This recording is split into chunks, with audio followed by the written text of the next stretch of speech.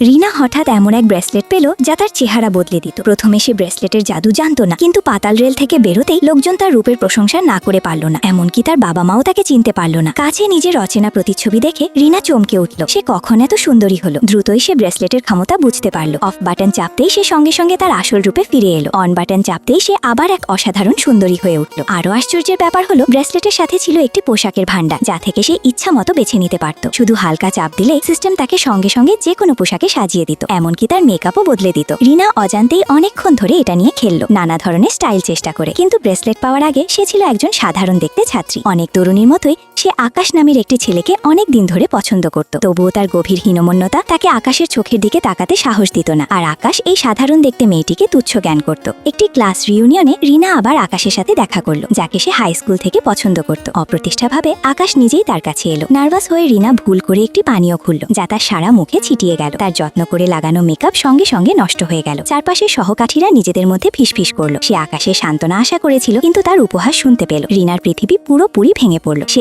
একা রিউনিয়ন ছেড়ে চলে গেল। সেই কঠোর কথাগুলো বারবার তার মনে প্রতিধ্বনিত হচ্ছিল। তারপর রাস্তায় তার একজন বৃদ্ধা ফুল বিক্রেতার সাথে দেখা হলো। দয়ালু রিনা তার সব ফুল কিনে নিল। তাকে ধন্যবাদ জানাতে বৃদ্ধা তাকে একটি ব্রেসলেট দিল, যার চেহারা বদলানো জাদুকরী ক্ষমতা ছিল। পরের দিন সকালে রিনা তার বন্ধুর কাছ থেকে ফোন পেল। তাকে একটি ক্যাফেতে যেতে বলল, কারণ আকাশ নাকি আগের রাতের ছবির ব্যাপারে তার কাছে ক্ষমা চাইতে চায়। কিন্তু রিনা যখন পৌঁছালো, সে অবাক হয়ে দেখলো আকাশের ক্ষমা চাওয়ার কোনো ইচ্ছাই নেই, বরং সে তাকে ভাবতে বলল কেন সে নিজেকে এত করুণ দেখাচ্ছে। এটা শুনে রিনা চুপচাপ ঘুরে চলে গেল। ঠিক তখনই একটি ছোট্ট ছেলে বেলুন তাড়া করতে করতে রাস্তায় ছুটে এলো আর একটি গাড়ির ধাক্কা খেতে যাচ্ছিল। রিনা কোনো দ্বিধা ছাড়াই তাকে বাঁচাতে ছুটে গেল। আকাশ এই দৃশ্য দেখলো। সে তার সামনে থাকা সেই অসাধারণ নারীর প্রথম দেখাতেই প্রেমে পড়ল। সে জানতো না যে এই চমৎকার চেহারার আড়ালে ছিল সেই মেয়েটি যাকে সে সবচেয়ে বেশি ঘৃণা করত। রিনা তার সাথে কোনো সম্পর্ক রাখতে চাইল না আর সরাসরি চলে যেতে ঘুরল। অপ্রতিষ্ঠাভাবে আকাশ তার পিছু নিল আর কথা বলার চেষ্টা করলো।